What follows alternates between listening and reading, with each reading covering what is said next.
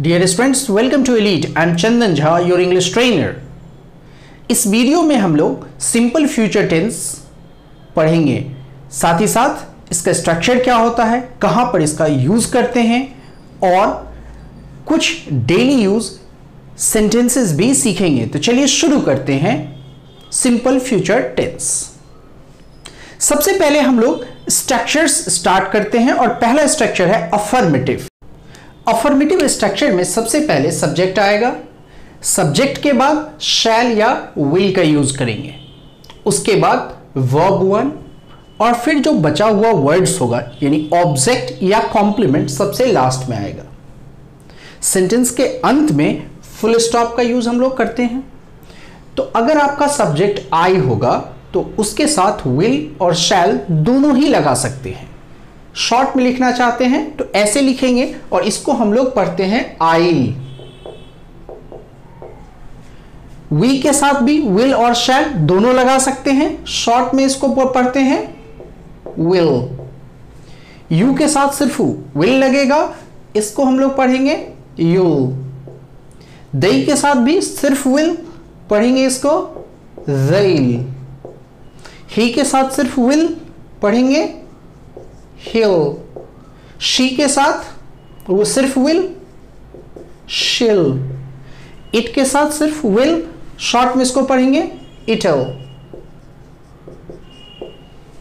तो ये थे शॉर्ट फॉर्म, इसको कॉन्ट्रैक्शन भी बोलते हैं।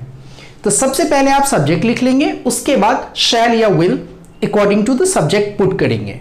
फिर वर्ब का पहला फॉर्म V1 आपको लिखना है, ओरिजिनल वर्ब लिखना है, फिर बाकी बचा हुआ वर्ड्स। जैसे अगर आपको बोलना हो कि मैं काम करूंगा तो आई या आई विल, आई शैल और यहां पर V1 आपको वर्क लिख देना है। ये हो गया V1, मैं काम करूंगा। अगर आपको ऑब्जेक्ट कॉम्प्लीमेंट के साथ बोलना हो, मैं आपके साथ काम करूंगा, आई विल या शैल वर्क, ऑब्जेक्ट कॉम्प्लीमेंट में विथ यू, आपके साथ काम करूंगा। तो ये थे अफर्मेटिव, यानी अफर्मेटिव में सबसे पहले सब्जेक्ट, फिर शैल या will according to the subject, फिर V1, फिर बाकी बचा हुआ वर्ड्स लिखेंगे। अब हम लोग नेगेटिव स्ट्रक्चर्स देखते हैं। नेगेटिव स्ट्रक्चर में भी सबसे पहले सब्जेक्ट आएगा और उसके बाद शैल या will according to the subject, उसके बाद नॉट का यूज आप यहां पर करेंगे। क्योंकि ये सेंटेंस नेगेटिव है तो नॉट का होना जरूरी है। उसके बाद V1 अफर्मेटिव की तरह, फिर बाकी बचा हुआ वर्ड्स और लास्ट में फुल स्टॉप का यूज होगा। यहां पर आप शैल नॉट या विल नॉट लिख सकते हैं। अगर कॉन्ट्रैक्शन में यानी शॉर्ट फॉर्म में लिखना चाहते हैं तो शैल नॉट को शांट लिख सकते हैं, विल नॉट को वोंट लिखते हैं। यानी आप सेंटेंस बना सकते हैं, मैं आपके साथ काम नहीं करूंगा, तो क्या हो जाएगा, I will not work with you। मैं आपके साथ काम नहीं करूंगा। I यहां पर सब्जेक्ट हो गया। इसके बाद हमने will लिखा, आप shall भी लिख सकते हैं, फिर not लिखा चूंकि सेंटेंस नेगेटिव है, फिर work ये V1 है और ये other words ऑब्जेक्ट और कॉम्प्लीमेंट, यहां पर ये कॉम्प्लीमेंट है तो इसको हमने लिखा। तो ये थे नेगेटिव स्ट्रक्चर। अब शुरू करते हैं इंट्रोगेटिव स्ट्रक्चर। इंट्रोगेटिव स्ट्रक्चर्स दो तरह का होता है। क्वेश्चन आप दो तरह से पूछ सकते हैं। पहला है yes no question. Yes no questions ऐसे क्वेश्चंस को बोलते हैं जिसका जवाब आप हां या ना में दे सकते हैं। जैसे आप खाना खाएंगे, आप हां बोल सकते हैं या ना बोल सकते हैं। क्या वह आएगा, हां या ना में जवाब दिया जा सकता है, तो उसको हम लोग बोलते हैं यस नो क्वेश्चन। लेकिन जिसका जवाब हां या ना से नहीं दिया जा सकता, आपको कुछ और वर्ड्स यूज करने पड़ेंगे। जैसे आप क्या खाना खाओगे, अब इसमें आप हां या ना से जवाब नहीं दे सकते, उसको हम लोग बोलते हैं WH क्वेश्चन।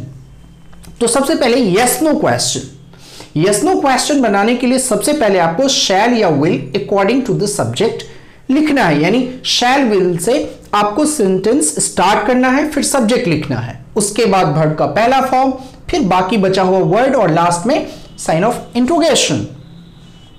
अगर आपसे यस नो क्वेश्चन कोई पूछता है और उसका जवाब आपको देना है रिप्लाई के लिए, सबसे पहले यस लिखेंगे, अगर आप हां से जवाब देना चाहते हैं, फिर सब्जेक्ट, फिर शैल या will according to the subject.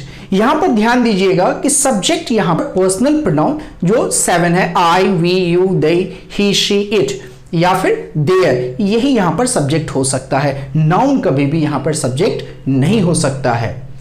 अगर नो से जवाब देना है तो नो फिर सब्जेक्ट, फिर शैल नॉट को शांट बोलते हैं तो आप शांट लिखेंगे, विल नॉट को वोंट, फुल स्टॉप। एक एग्जाम्पल देख लेते हैं। ए बोल रहा है विल यू कम, क्या आप आओगे?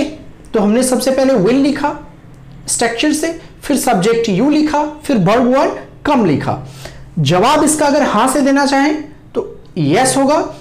और एक बात और आपको ध्यान रखना है कि अगर आपके क्वेश्चन में सब्जेक्ट यू हो तो आंसर देते वक्त वो आई में बदल जाता है, सिर्फ यू के साथ ऐसा है। तो क्या हो जाएगा? यस आई, और आई के साथ पॉजिटिव में विल। फिर अगर नेगेटिव में जवाब देना है तो नो आई वोंट, यानी मैं नहीं आऊंगा। इसको शॉर्ट रिप्लाई बोलते हैं। अगर आपको WH क्वेश्चन बनाना है तो यस नो क्वेश्चन का जो स्ट्रक्चर है उससे पहले आपको WH वर्ड्स बस लगा देना है। एग्जाम्पल, हाउ लॉन्ग, ये एक WH वर्ड है। How long will it take, कितना समय लगेगा। Next example, what will you do, आप क्या करोगे। यानी इंट्रोगेटिव क्वेश्चंस हम दो तरह से बना सकते हैं, यस नो क्वेश्चंस और WH क्वेश्चंस। अब हम लोग सिंपल फ्यूचर टेंस का यूज कहां पर करते हैं उसको सीखेंगे। तो पहला इसका यूज है टू से what we expect to happen in the future. यानी जब हम एक्सपेक्ट करते हैं कि कोई चीज फ्यूचर में होगा, उसको बताने के लिए हम लोग सिंपल फ्यूचर टेंस का यूज करेंगे। यानी फ्यूचर में कोई चीज होगा, उसको बताना हो तब आप सिंपल फ्यूचर टेंस का यूज करेंगे।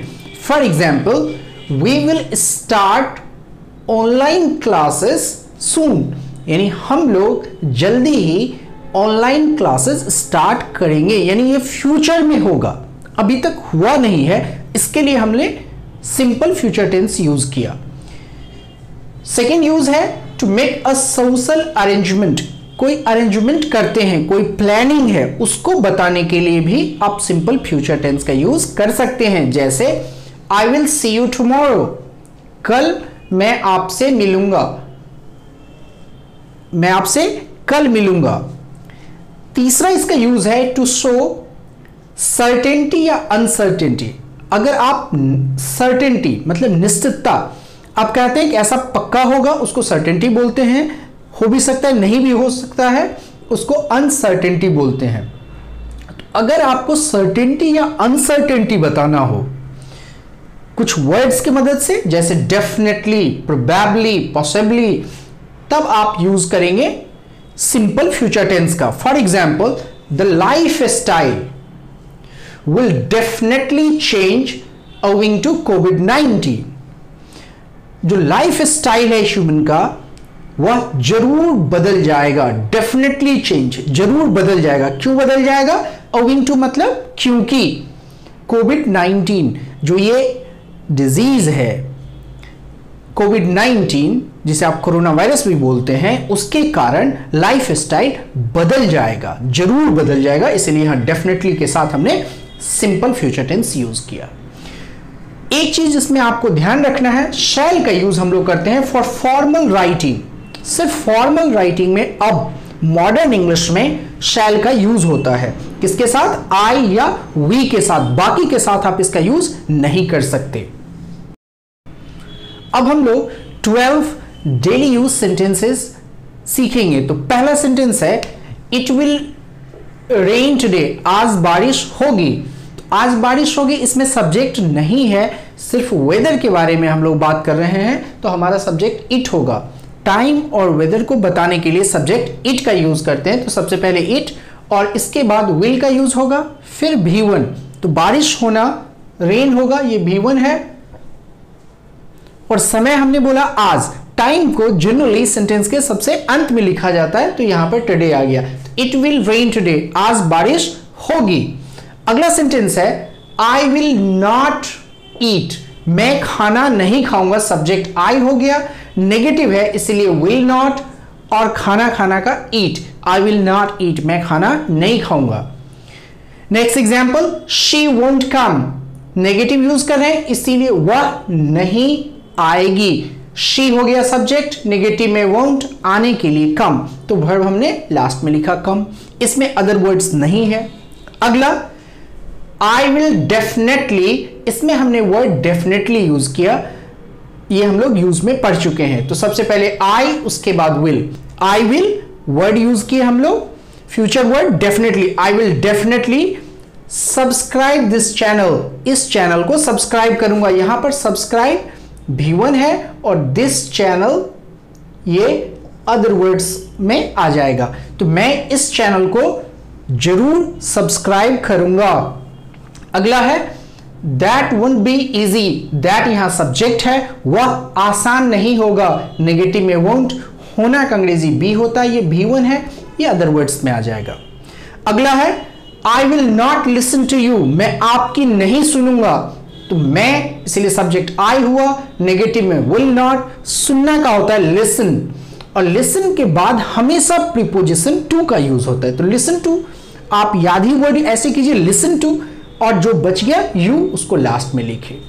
नेक्स्ट है prices will not come down, prices means कीमतें, विल नॉट नेगेटिव में है इसलिए विल नॉट, कीमतें कम नहीं होगी, कम डाउन मतलब नीचे आना, यानी कीमतें नीचे नहीं आएगी, कम नहीं होगी। अगला example, they will not win the match, they will win the match, वे लोग, अफर्मेटिव सेंटेंस है इसलिए सिर्फ विल यूज किए, वे लोग, विन मतलब जीतना, V1 है, द मैच अदर वर्ड्स है, वे लोग यह मैच जीत जाएंगे। अगला द पुलिस, ये सब्जेक्ट है, इसके बाद विल हमने यूज किया, कैच V1 है और क्रिमिनल अदर वर्ड्स है, पुलिस क्रिमिनल्स को पकड़ लेगी। अगला योर प्लान, ये हमारा सब्जेक्ट है, नेगेटिव में वोंट यूज किए, वर्क ये V1 है, आपका प्लान काम नहीं करेगा। अगला है क्वेश्चन, यस नो क्वेश्चन है, will he be here tomorrow, tomorrow समय है, उससे पहले हियर प्लेस हमने यूज किया, तो क्वेश्चन बना इसलिए सबसे पहले विल, उसके बाद सब्जेक्ट और वर्ब 1, बी यहां पर वर्ब 1 है, तो प्लेस और समय अगर दोनों अदर वर्ड्स में आए तो पहले प्लेस लिख लेंगे और फिर समय लिखेंगे। Next example, will your parents let you go, क्या आपके माता पिता आपको जाने देंगे, तो क्वेश्चन है इसलिए विल से हमने स्टार्ट किया, योर पेरेंट्स सब्जेक्ट हो गया, लेट यहां V1 है और फिर बाकी वर्ड्स हमने लिखा। तो यह था सिंपल फ्यूचर टेंस। अगर आपको यह वीडियो पसंद आया तो वीडियो को लाइक करें, शेयर करें, चैनल को सब्सक्राइब करें और बेल आइकन को प्रेस करें ताकि आगे आने वाले वीडियोस का नोटिफिकेशन आपको समय पर मिलता रहे। Thanks for watching, bye bye.